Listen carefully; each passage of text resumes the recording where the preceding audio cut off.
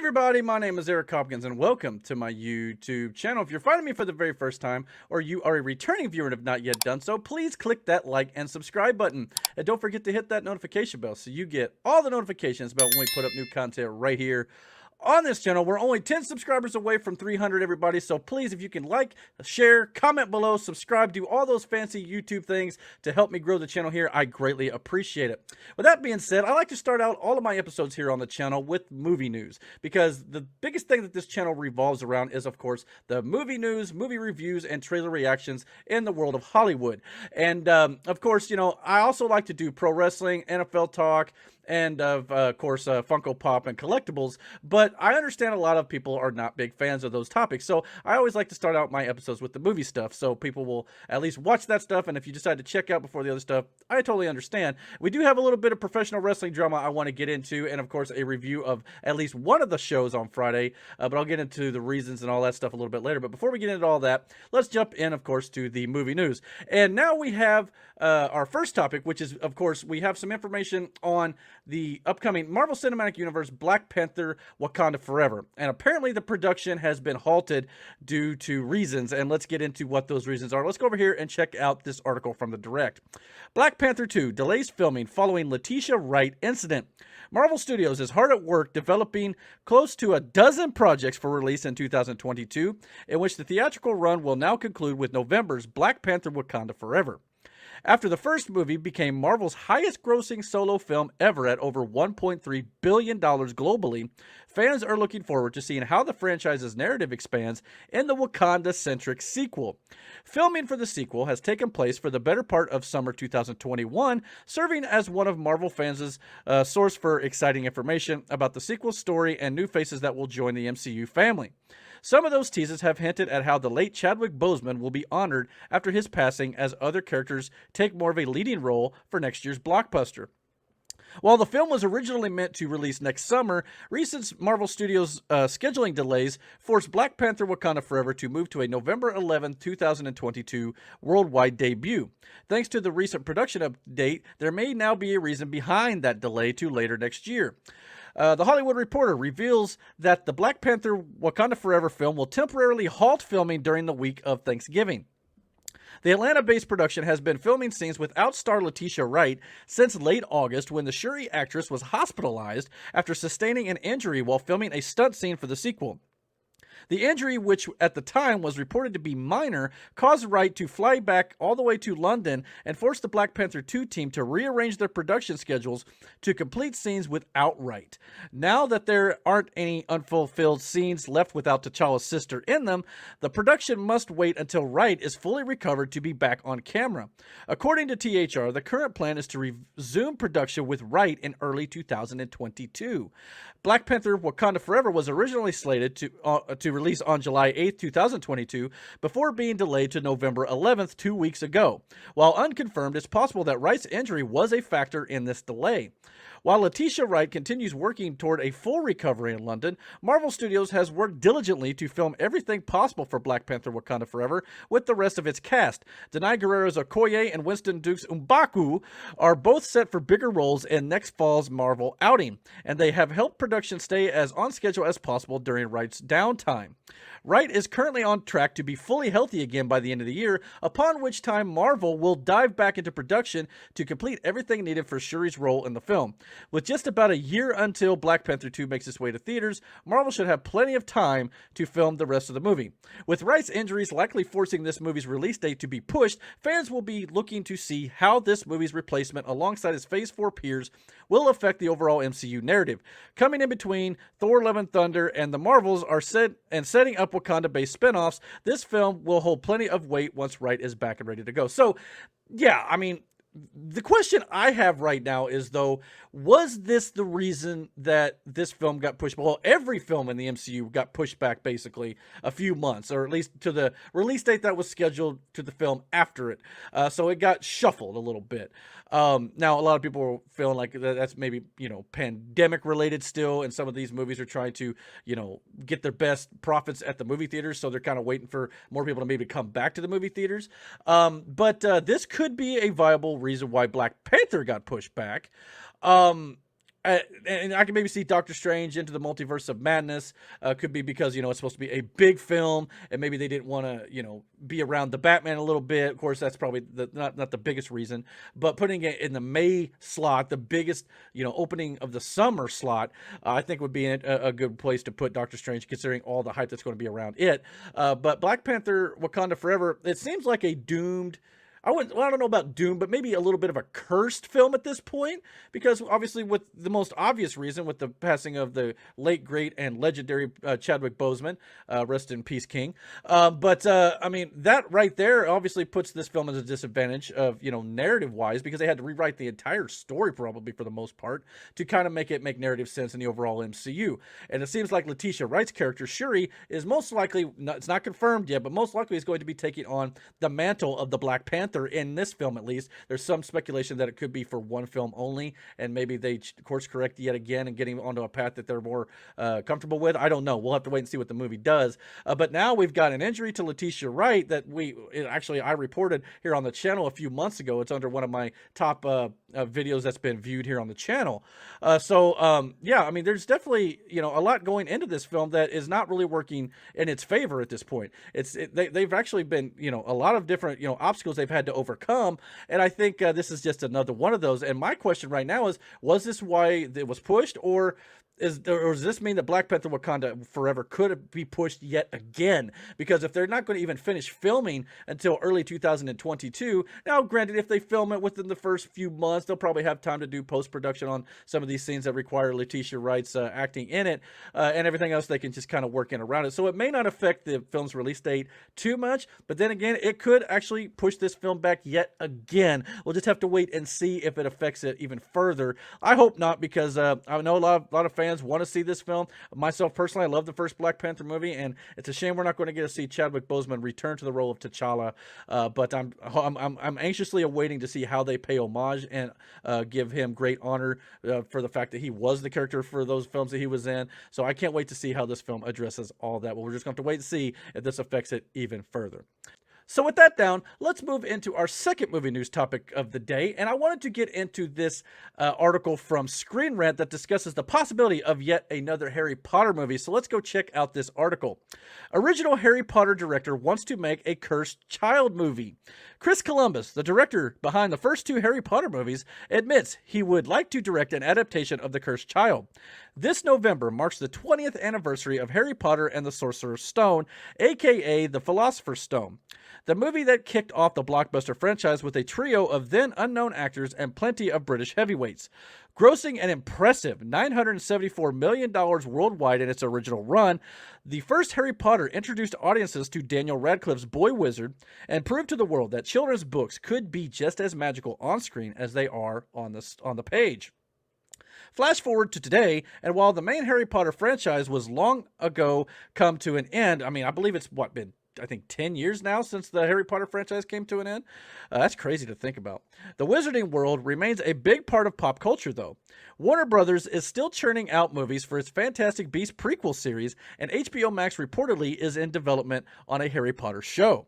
For many, though, it seems likely that the future of the property lies in the stage play Harry Potter and the Cursed Child. It first opened in London's West End in 2016 before transferring to Broadway and other international locations. Though not written by J.K. Rowling, it is based on a story devised by her and playwright Jack Thorne, as well as director John Tiffany. It's not a guarantee that the Cursed Child will ever become a movie, but if it does, Chris Columbus would like to be considered for the job.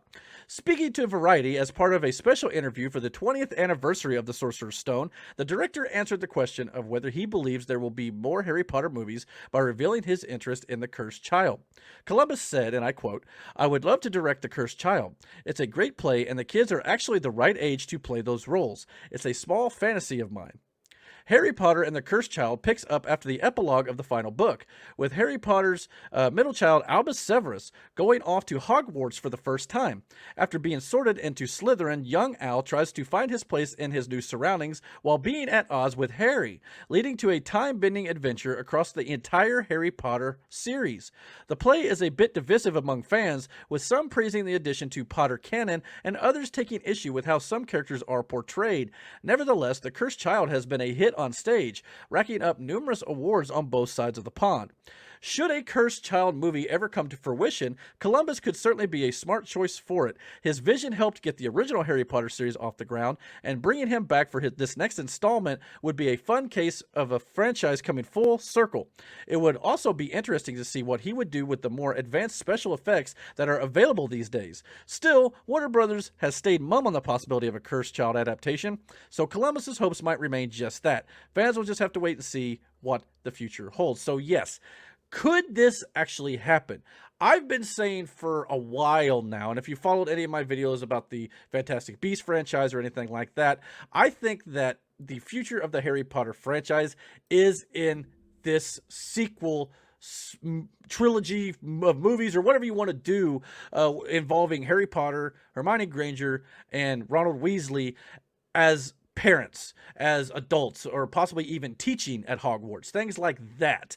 I think that that's the way they should go with this. Now, again, I've not seen this Broadway play. I've not read the book or whatever this is based on, but even if it's not something that a lot of fans are super thrilled with, the Broadway play aspect of it, or even some of the story elements there, who's to say J.K. Rowling can't write more Harry Potter stories in this world with these characters as the older versions of themselves after many years after the events of the original Harry Potter franchise. I think that's the best place for Warner Brothers and the Harry Potter franchise to continue. The Fantastic Beasts movies, while I enjoy the second one probably more than the first one, and I'm not sure where this franchise is going to be going and what direction it's going to end up at before we get, obviously it's a prequel series leading up into the original Harry Potter's films. I don't know if it's going to go right up to that, or if it's just going to kind of, I know it's based many years before that, so I don't know exactly where it's going to end up. But anyway, I just feel like that those movies are not hitting the stride that the Harry Potter franchise actually did itself. Now, the Harry Potter show is intriguing. It'd be interesting to learn more about that on HBO Max if that ever comes to fruition. And I'm glad that Warner Brothers wants to continue to make stories in this wizarding world. Got no problem with that, but I just feel like fans want to see Harry Potter. They want to see Hermione. They want to see Ron. They want to see Ginny. They want to see all the favorites that they loved from this original set of films here. And I think if you're going to continue to do that, I think this would be great. Apparently one of the four directors is down, the director who actually started the franchise. Now, me personally, watching the Harry Potter films, I just watched them again recently, and actually I feel like the later films were more well done. Of course, they got into a little bit more adult themes at some point, but to start off a new series, possibly with a new set of younger characters like Ron and Hermione's kids and Harry and Ginny's kids, I think it would be a good place to start.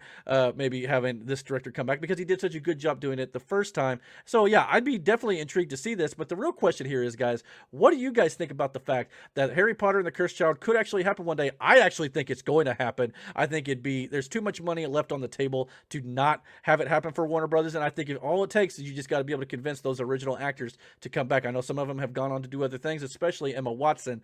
But if you can get them to come back for yet another go around or two or three or however many they want to make, I think it's definitely something that could and probably will happen, in my opinion. But we'll just have to wait and see. But comment below and let me know what you guys think.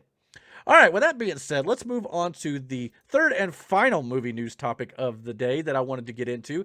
And of course, we're going to be getting some more information about what is going to be happening with Star Wars, probably on Disney Plus Day when it comes to their television series release schedule on Disney Plus, and possibly even maybe some movie news. And I actually reported the other day on a possible animated series involving Darth Maul that could be released probably sometime in 2023 that we may get some information about on Disney Plus Day. And now we've got another rumor that's coming from the same place that the animated Darth Maul series came from, that is going around the internet. So I wanted to talk about it a little bit. So let's get into this article once again from our friends over at The Direct. Star Wars: The Old Republic movie has been rumored for a impending release. The future of Star Wars is beginning to look clear. For the next few years, Disney Plus series will be carrying the franchise on the visual media front. The Book of Boba Fett is set to debut on December 29th, and following it shortly thereafter should be the highly anticipated Obi-Wan Kenobi series in May. Later in 2022, Star Wars Andor and The Bad Batch Season 2 will also drop on the streaming platform, and The Mandalorian Season 3 reportedly rounding out the year. Now, we don't know exactly for sure if Obi-Wan will be in May. It's kind of speculation at this point, but yeah, we definitely could be getting that during that time frame, but I'm hoping to hear some more release dates on that on Disney Plus Day. Presumably, The Mandalorian will experience a carryover into 2023, a la the Boba Fett series, because it's not going to be filming until 2022. From there, the likely follow-up would be Ahsoka, which is rumored to begin filming as early as December.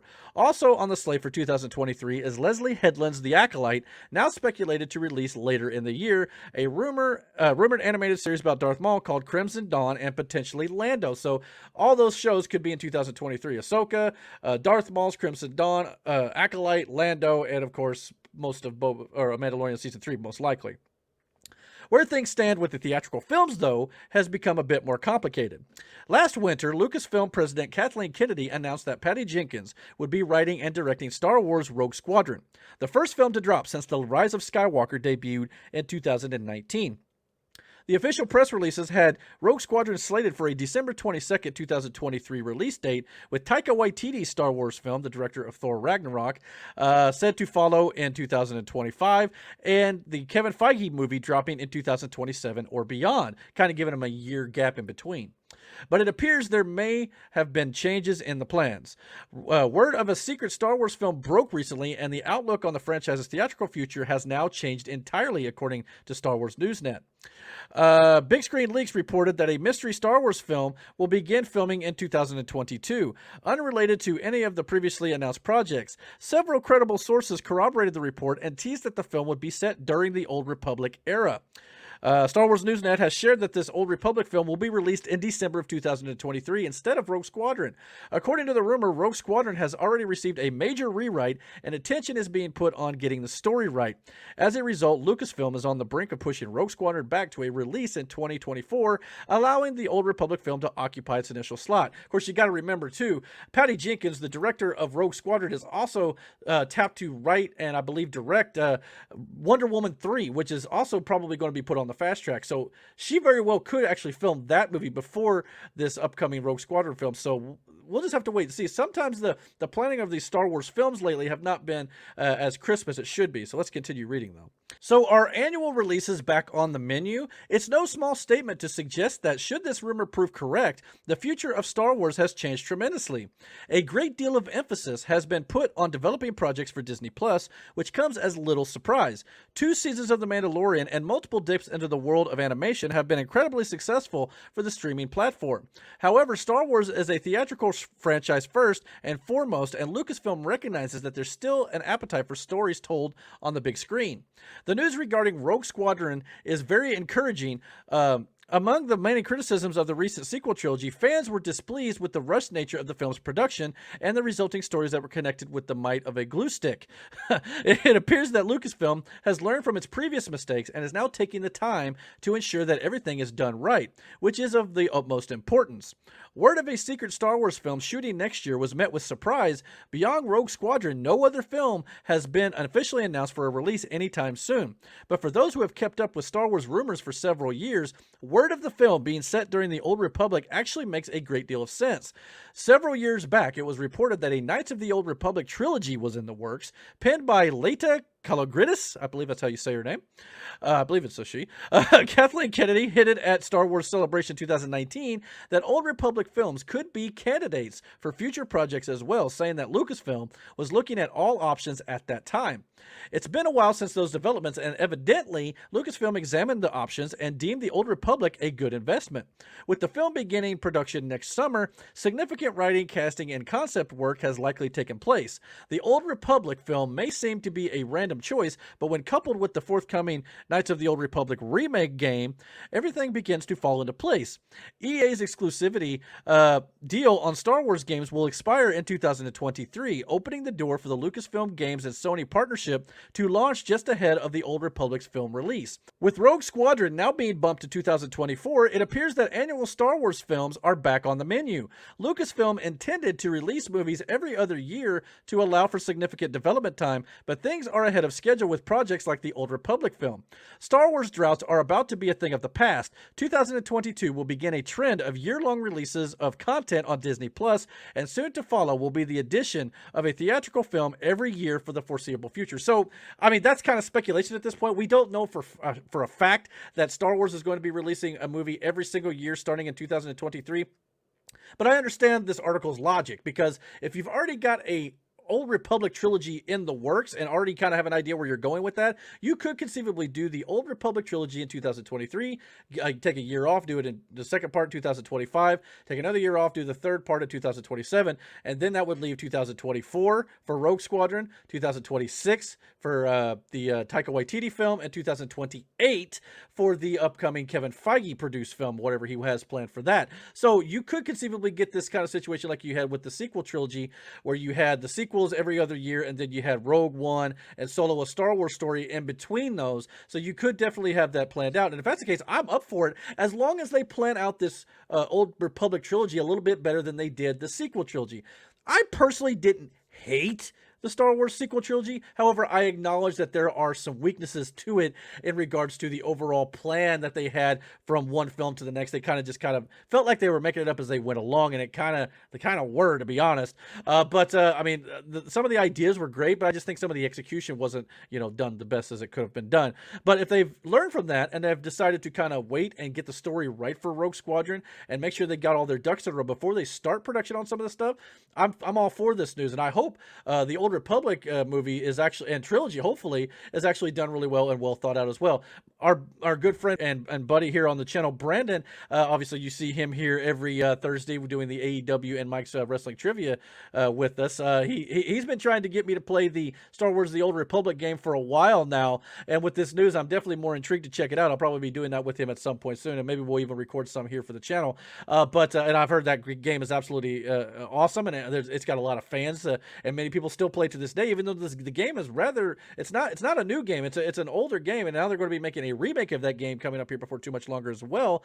Yeah, I mean, I think it'll be fun to actually play that game, and actually I can't wait to see what Star Wars has planned, and it'll be interesting to see how Star Wars navigates the year-long Star Wars projects that are going to be on Disney Plus starting in 2022, on top of the year-long Marvel Cinematic Universe projects they've got on Disney Plus. They've been kind of trying to space them out to where they don't overlap with each other right now, but I think once you have year-long projects for both brands, it's going to be kind of hard to not start overlapping them. So I'll be interested to see what their strategy is for that as well. But the real question here is, guys, what do you guys think about the fact that Star Wars could be making an Old Republic film for 2023 and possibly even a trilogy moving forward? Comment down below. Let me know what you guys think, and definitely, let me know if you guys have played the Old Republic game as well, and what are your thoughts on that as well.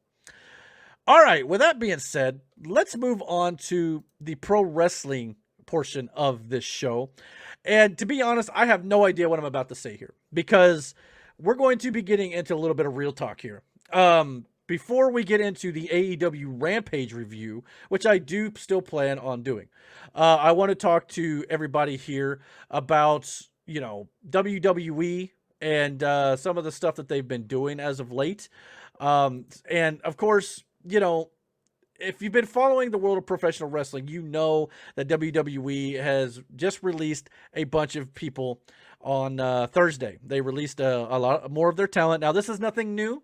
WWE has released a lot of their talent over the last year and a half. As a matter of fact here, let me show you a list of names of just wrestlers alone. Keep this in mind. 2 years worth of cuts and releases from WWE. Here's the list of names. This is 125 names of just wrestlers alone. This doesn't include producers, backstage hands, creative writers, whatever it might be that they have let go. And for the most part, all of them, they have cited budget cuts as the reason why. And they announced the most recent cuts that you can see at the bottom here, the smaller paragraph at the very bottom of the screen. They announced them on the exact same day that they announced that they had, in one quarter, the third quarter of 2021, so 1 quarter, 1/4 of their yearly profits, they made record profits of $250 some million in one quarter. So you times that by 4 and you get $1 billion worth of profit in 2021. WWE is making money hand over fist at this point, despite the fact that their shows are largely not good. The wrestling is the best part of the show, but then they ruin the wrestling a lot of times with bad finishes and poorly booked storylines. They apparently don't treat their talent very well. I know there are, things that they have done in the past of like helping, their talent out with like rehabs and the insurance and of course all that sort of stuff. I'm not taking that away from them. But then we get all this other news about, disgruntled talent who feel like they've, granted a lot of times maybe it's wrongly disgruntled. Maybe they don't have everything WWE is looking for. And WWE has all the right in the world. It's a business to push who they want to push and not push who they don't want to push. Me and Brandon talked about that the other day. However, there are other reports of many people being let go and the company saying they're difficult to work with, quote unquote. But then it comes to find out they weren't necessarily difficult to work with. It was the fact that they questioned some of the decisions of their character or the storylines, and WWE just didn't like that, and they let them go and then kind of said that they were just difficult to work with. That, in my opinion, is not the right way to go about pro wrestling, but that's just one man's opinion. But if you look at this list here of 125 wrestling talents here that have been let go. The first name, Zelina Vega, actually got re-signed by the company. I'm not going to go through all these names or anything like that, but there's been some of these talents who've got other jobs. Not all of these talents are what I would consider upper echelon talents, of course. And some of these cuts I understand because WWE has a bloated roster and they can't keep everyone. I get it. But when you're announcing, a record-setting, quarter with your profit, and then you want to say budget cuts, and maybe you could say something, I'm trimming the fat, sure, but then you've got these big names that should not be cut. I mean, from the first round of cuts, Rusev was cut, who's now obviously been signed by AEW. Carl and Anderson and Luke Gallows never should have been cut. They're a great tag team. Leo Rush had some talent. Eric Young had talent. He's getting up there in age. I'll give you that one a little bit. Kurt Angle, Hall of Famer, but getting up there in age. Luke Harper, Brody Lee, who recently passed away. Great talent, very underutilized. Serena Deeb, Ty Conti, yes, have worked for AEW or NWA, but again, great talents. Bobby Fish, Bronson Reed, just looking through the names here. Bray Wyatt, that's another big one. What the F? Like, why would you let go of Bray Wyatt? He was one of your best talents. You just ruined that storyline. There are a lot of reasons why that character got ruined, and I can't wait to hear the story from Bray Wyatt himself of his version of what went down, because the company is labeling him one of those difficult to work with at this point. So I can't wait to see more about that. Andrade is another one. Let's see here. There's some other ones. Velveteen Dream, I understand a little bit because of some off the show issues. Aleister Black, Ruby Riott, Nia Jax. I don't look at her as particularly the best professional wrestler in the world, but again, she was one of those two who come out and told her side of the story where she had, requested time off for her mental health, and WWE granted it to her. And then I guess she was supposed to come back mid-November, and she requested more time off because she's just, still mentally needing her, her health to get better. And WWE cut her, didn't even talk to her about it, just cut her. So again, that's one of those things. It's like how I'm finding it harder and harder to support WWE in some of their decisions, and that's just another example. I'm not saying that she maybe was the best talent to keep on the roster, but somebody who's going through something like that, not to mention all of these talents are going through a worldwide pandemic just like everybody else. They need the income, they need the be able to feed their families and put a roof over their heads and things like this. I mean, people like Keith Lee, Karrion Kross, BFAB, who you just signed to a contract a week ago on the main roster. Ember Moon. I mean, Scarlett Bordeaux, Frankie Monet, or Taya Valkyrie, as she's known outside of WWE. Harry Smith, the British Bulldog son, who was signed by WWE before, cut, signed by him again, never got to even see television, got cut again. It's like, some of these things I don't understand. I mean, I get that you're looking for talent that you want to groom in your own image, which is why they changed the NXT brand to kind of push people who they want to mold in their own image so they don't take people from the independent scenes and they don't have to worry about retraining them. They already have people that they've trained from the ground up, and they, even some wrestlers who don't have any experience at all. I understand that, and from their business side of things, it makes a little sense. I'm not going to deny that. But at the same time, there's just so much shady stuff that they've been doing. We've heard things for years that WWE have done that's just kind of been like, I know it shouldn't be something that we are surprised by. None of these should surprise us because WWE has been cutting talent for a long time now. Now, it surprises us because we think that they should be able to make Keith Lee into the next superstar. When he had the square off with, Brock Lesnar at the Royal Rumble or with Roman Reigns, how can you not look at him and think he's your next megastar is beyond me. A guy like Karrion Kross, who Triple H poured his blood, sweat, and tears in NXT to make him into a great talent, and then they take away his fiance, future wife, from his gimmick, and of course they tried to change him up when they went to the main roster, much like they did many of these talents. A Bronson Reed, who's a great former NXT talent, is still a free agent at this point. But again, like I said, a lot of these names are going to find work. The good thing about the wrestling business right now is there's plenty of opportunities. Unfortunately, no more Ring of Honor at the moment. It sounds like they're either going to go under or they're at least going to restructure at this point, according to their official statement. But it's not going to be the same guaranteed money as it used to be for some of these talents. Now, obviously, you still got your Impacts and your AEWs, obviously, your New Japans. There's GCW, AAA. There's all sorts of places these people could go, but not all of them are going to find work. And when you've got a worldwide pandemic putting people out of work as it is, and you've got companies like Ring of Honor who, while they're now, financially hurting, they never let anybody go because they cared about their talent. This just feels like WWE doesn't care about their talent. Now, and like I said, we've had stories like this for years, like obviously the Owen Hart situation. They didn't really care about the talent's safety, and look where that happened, how that ended up with Owen. That combined with the fact that you have WWE accepting blood money from Saudi Arabia and things like that, they're making decisions that I just can't get behind as a fan. And I'm not going to lie to you, I struggled with this a lot over the last few days because if look around me, I have WWE Funko Pops. I have a WWE Championship, 2 of them, in fact, hanging on the wall here, which one day I showed one of them in one of my Funko Pop videos at one point, and I've got the current version hanging above me as well. So I am a fan of WWE. I've been a fan of WWE since they were WWF back in 1992. The match that made me a fan was the Royal Rumble in 1992, where Ric Flair won the Undisputed Championship, drawing number 3. That match made me a fan of pro wrestling. And of course, I've gone back and watched some of the history. Not everything, obviously, as our Mike's Fun Facts of Wrestling Trivia has probably exposed at this point, that I don't know everything, clearly. But I'm a big fan of WWE. I've been a fan of, all the other wrestling companies. WCW was around, even though they made a lot of bad decisions, no doubt about that. And WWE is starting to feel like the new WCW to me. I feel like we're only a few poorly booked segments away from the finger poke of doom, or giving away the taped spoilers for Rampage, like Tony Schiavone used to do, or I think it was either Schiavone or Bischoff. One of the guys used to do on WCW.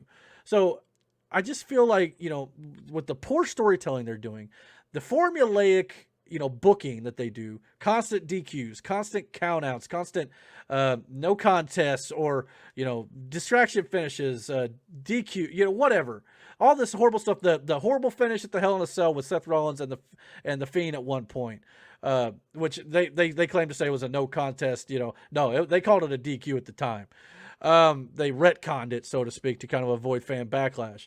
Not to mention, I just don't enjoy watching WWE anymore.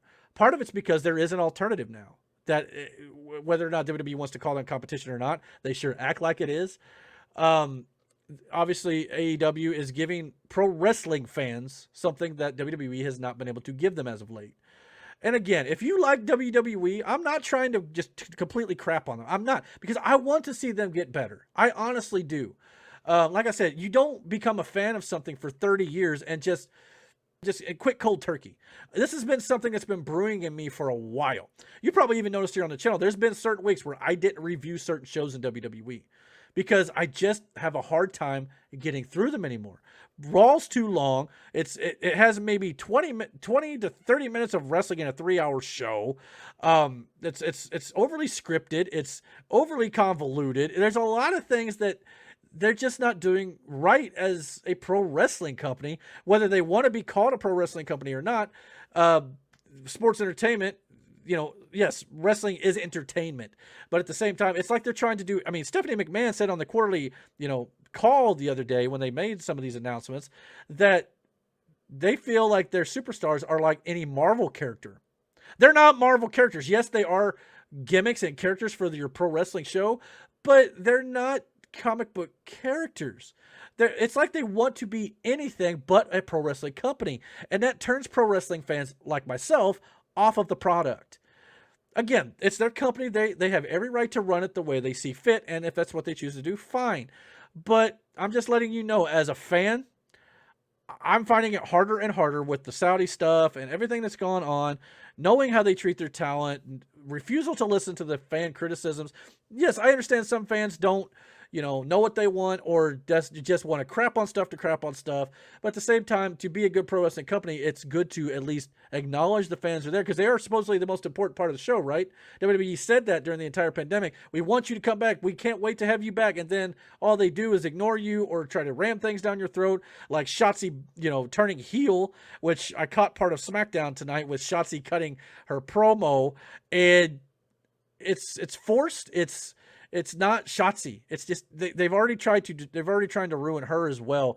So I know I'm a nobody YouTuber, okay? I know that my opinion is not going to matter to a lot of people out there. WWE fans are going to continue to watch it. If they want to watch it, that's perfectly fine. And you don't have to like my opinion. I understand that. I understand that, I'm not like, trumpeting, my opinion. That's the only one that counts. I'm not saying that. If you enjoy it, by all means, keep watching. But I'm just going to, this is my opportunity right now to just tell everybody here on the channel that going forward, until WWE legitimately makes an effort to change for the better, to improve their product, put their fans first, and their talent first, talent before fans, but they're kind of 1A, 1B at this point.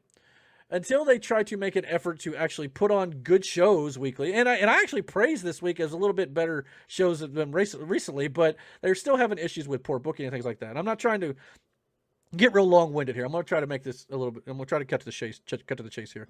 But until they show that they're a little bit more willing to, improve.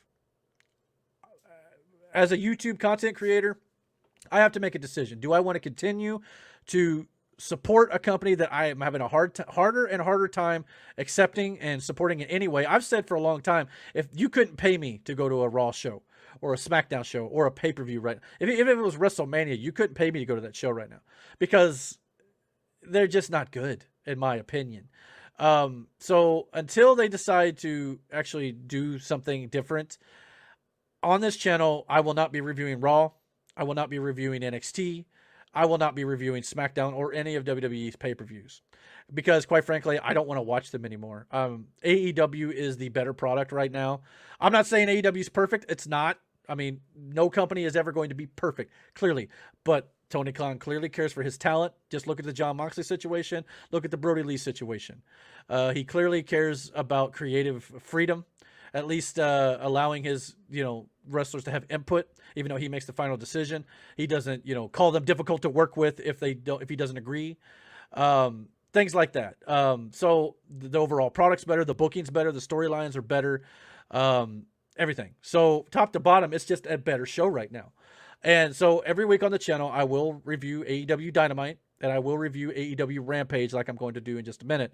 But moving forward, WWE, because of a lot of these reasons, I just can't anymore. And I hate to say that, because like I said, 30 years as a fan, as much as it's hard for me to walk away, because I've tried to walk away before, and I'm like, well, I love this business, and I love some of the talent on those rosters. Like Roman Reigns is great. I even though I don't agree with some of his comments, I love the New Day.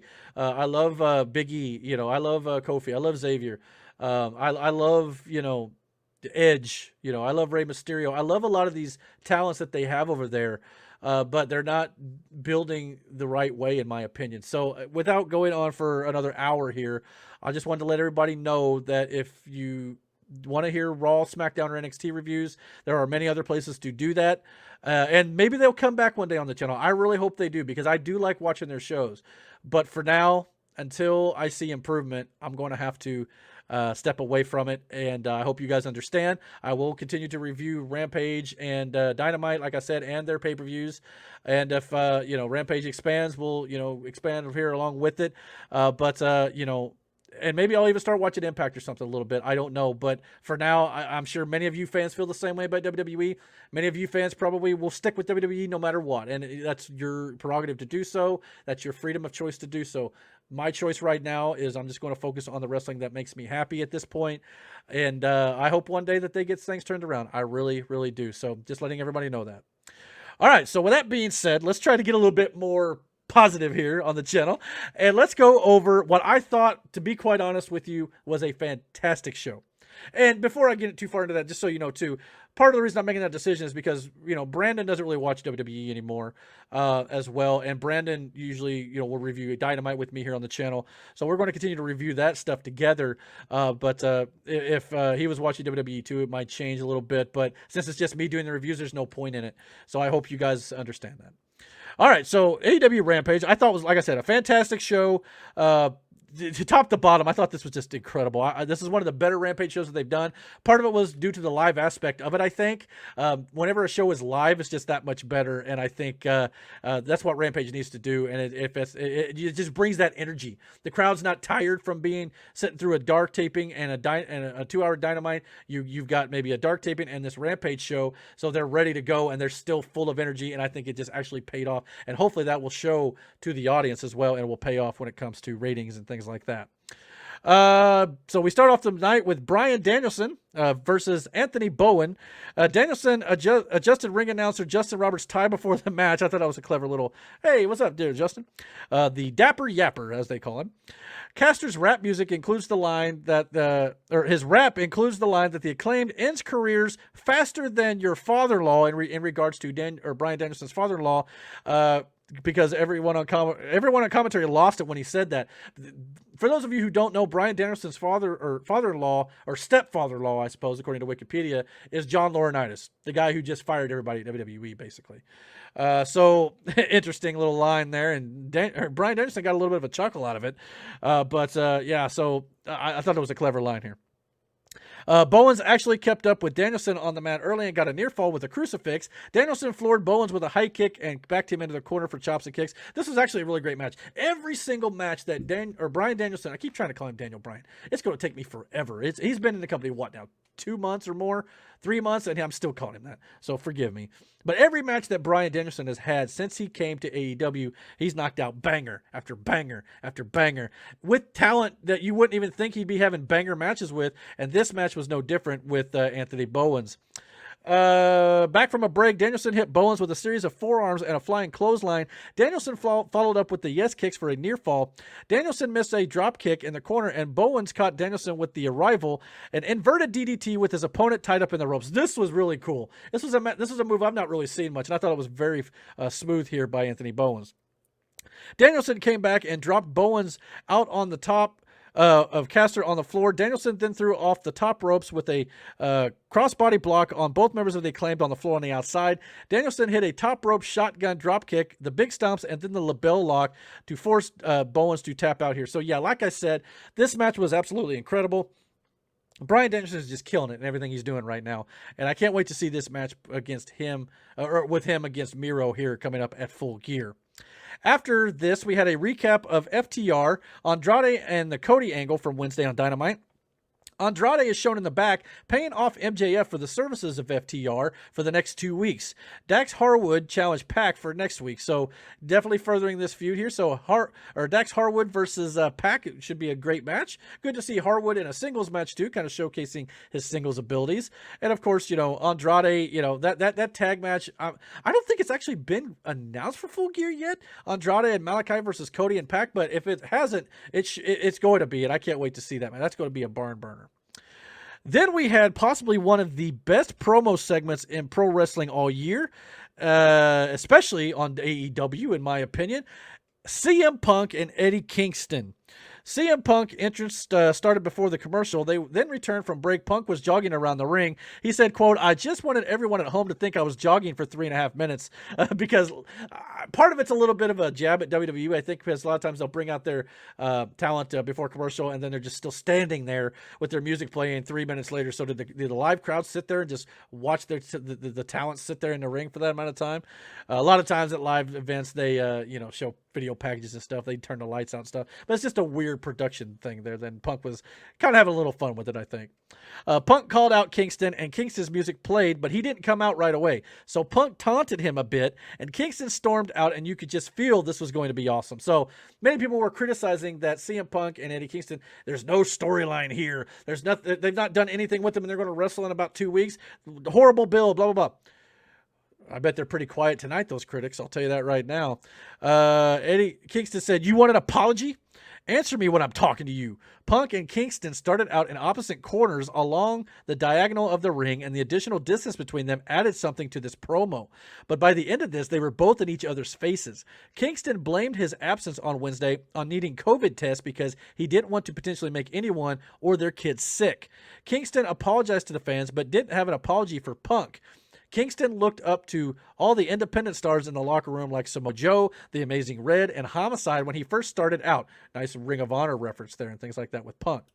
But CM Punk always looked down on Kingston and judged him, he said. Kingston felt like Punk held him back, but Punk said Kingston couldn't live up to the high standard Punk and Homicide, Joe, and even Bryan Danielson set because he's a bum. What a bum main event, Full Gear, he said. Kingston told Punk no one in the locker room wants him in AEW, and Kingston challenged Punk for Full Gear. Yeah, I love this line because he flat up went up to Punk and said, "No, everyone's afraid to say it, but I'm not. Nobody wants you here."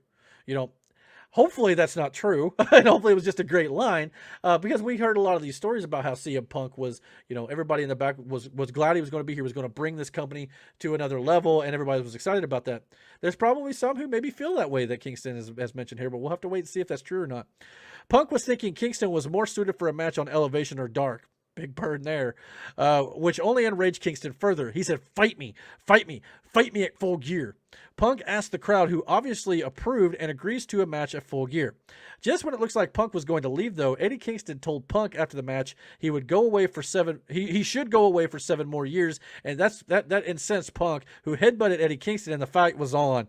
It didn't take long for referees and officials to run in to try and break up what turned out to be a very massive pull-apart brawl in the ring. Just when it seemed like the first wave of officials got them apart, Kingston broke free and leapt back at Punk, and more officials poured out. Then when it looked like order was established again, Punk dove over everyone, trying to restrain him, and got back at Kingston yet again. As the crowd chanted, "Let them fight," Excalibur announced that Tony Khan made it official at Full Gear, so we are going to be getting these two in the ring.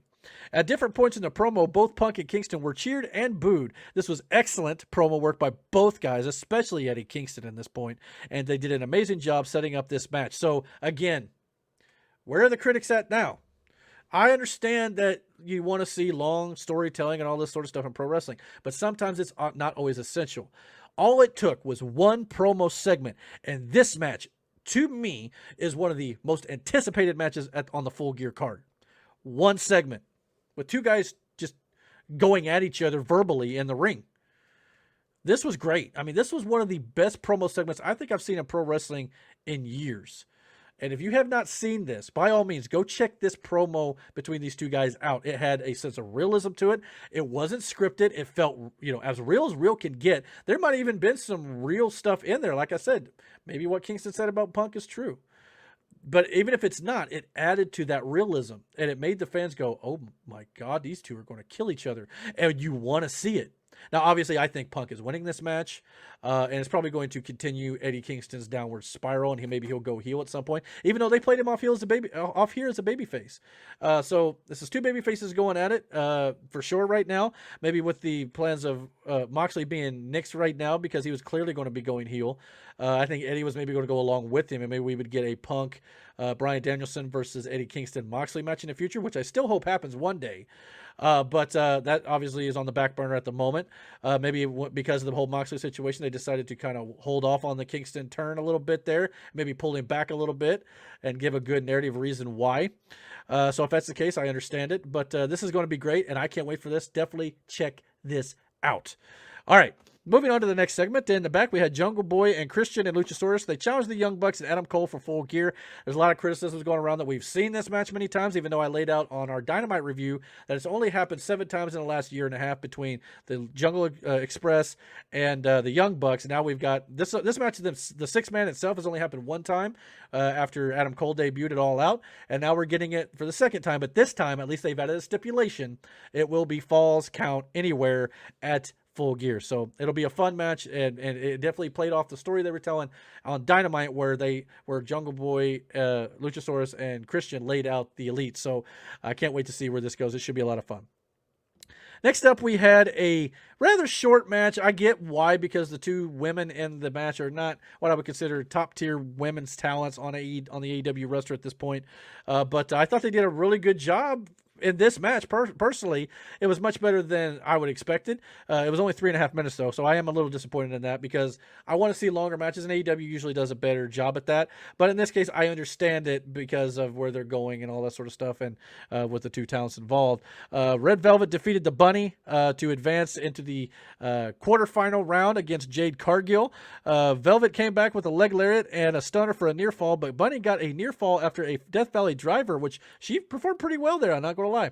Bunny went for down the rabbit hole, but Velvet countered that into the final slice neck breaker and got the win. So Red Velvet will now take on Jade Cargill in the next round of the tournament. So that is probably going to be a Jade Cargill, maybe a squash match even. So again, based on where they were going, this isn't a big deal to kind of just get right through it. And granted, it was on a 1-hour show, so having a longer match is tougher as well. So there's that. But because I think Cargill is going to roll right through Red Velvet, I understand I'm not wanting to waste a whole lot of time on it. So at least there was some narrative reasoning behind that. Mark Henry moderated the face-to-face with John Silver and Adam Cole. Silver is trying to help the new kid on the block, but Cole is having none of it. They explained on commentary that the reason why John Silver nicknamed Adam Cole Budge. If you have not watched Being the Elite, like I've not really followed it a whole lot. Maybe I'll start getting into it a little bit more and discuss it here on the channel since I'm not going to be following WWE that much anymore. But the reason why he's been nicknaming Adam Cole Budge is because they're playing on the whole WWE rumor story that was going around that WWE wanted to turn Adam Cole into a manager for Keith Lee at one point. They wanted him to shave his hair and change his name, which to me is ridiculous because in my opinion, Adam Cole is one of the best professional wrestlers in the world. I don't care if he's a vanilla midget, as many people want to call him, or not. The dude can wrestle, and he definitely did that tonight with John Silver here, Johnny Hungy. But the name he was going to call this new manager was Budge. That was the name change he was going to call him. So at least they were making it some narrative sense there. So I was glad they finally gave us the backstory to it for those people who don't watch Being the Elite. That was good. Then they ran down next week's show for Dynamite, which is from Indianapolis, Indiana, a show I thought about going to, but I unfortunately don't have the time off work for it. But we're going to be getting Pac versus Dax Harwood, Thunder Rosa, Ty Conti, and Anna Jay versus Dr. Britt Baker, Rebel, and Jamie Hedder in a 6-woman tag. Matt Sydal and Lee Moriarty versus Dante Martin and Leo Rush, furthering that feud from Dynamite. Bryan Danielson versus New Japan's Rocky Romero with Orange Cassidy in his corner. That could be very awesome, so I can't wait to check that out. And the world title match contract signing for Full Gear between Adam Hangman Page and Kenny Omega, and I'm sure we're going to be getting more CM Punk, Eddie Kingston build as well, so that's going to be a great show. Also added to Full Gear was Punk versus Kingston and the 6-man Falls Count Anywhere. That led to the main event of Rampage, and that is, of course, it saw Adam Cole versus John Silver in a really fun, entertaining match. This was awesome. There's a lot of great near falls and stuff like that.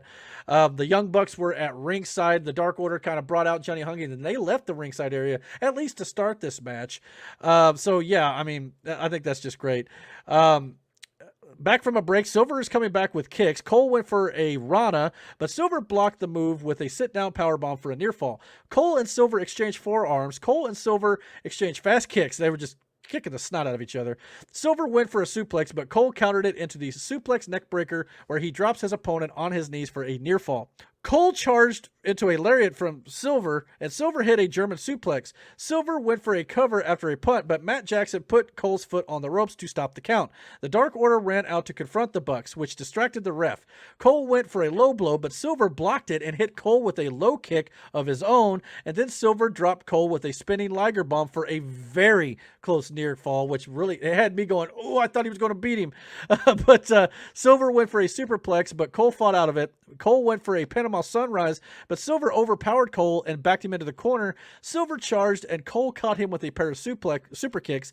Cole lowered the boom, or the former last shot, on Silver and got the pinfall here. This was incredible. This was, to me, on par with the Bryan Danielson match from earlier in the night with Anthony Bowens. This was great.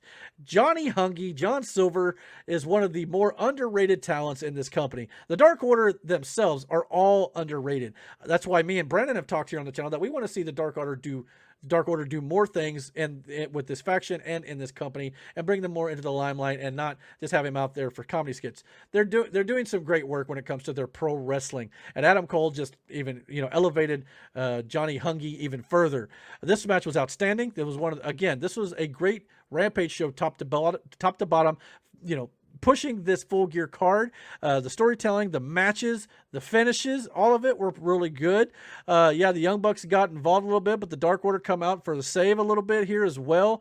This was great. I thought this was a fantastic pro wrestling show, and I'm as the young kids say today, this show slapped, I suppose. I mean, I'm an old fart, so I don't know what the kids are saying today, but I highly recommend you go check out Rampage. I highly recommend, if you're a pro wrestling fan, check out AEW in general. Again, if you love WWE, I'm happy for you, but AEW to me is the best pro wrestling show in the United States right now, if not the world. So they deserve your support. They have put forth the effort. They've shown that they care about the fans. Tony Khan has said on multiple occasions that the fans are the reason why I'm doing this. I'm a fan myself, and he wants to do that for us. So I think that that's a great thing, and I'm just going to support this company. And again, if WWE changes things and turns things around, I'll go back to supporting them too. But for right now, I'm just having a very hard time doing that. Please comment below. Let me know what you guys think about all of these topics in this episode, from the movie news to the WWE stuff to the AEW Rampage show. What are your thoughts on WWE right now? Do you agree with me, or do you think I'm way off base? Do you think that WWE, is a company that we should still support? Do you love them? Do you love AEW? You have every right to support who you want to support. I'm just letting you guys know that what I'm going to do on the channel is going to be what I think is best for me personally and for this channel going forward. And I hope that things will improve in pro wrestling all the way around, as I know a lot of people are just disenfranchised with it at this point. Well, that will do it for me, everybody. And thanks for watching. By the way, if you're not yet a subscriber on this channel, I'm 10 subscribers away from 300 here on the channel. So please help me grow this channel. Hit that subscribe button, and don't forget to hit that like as well, and share, comment, all that good stuff. And until my next video, guys, take care.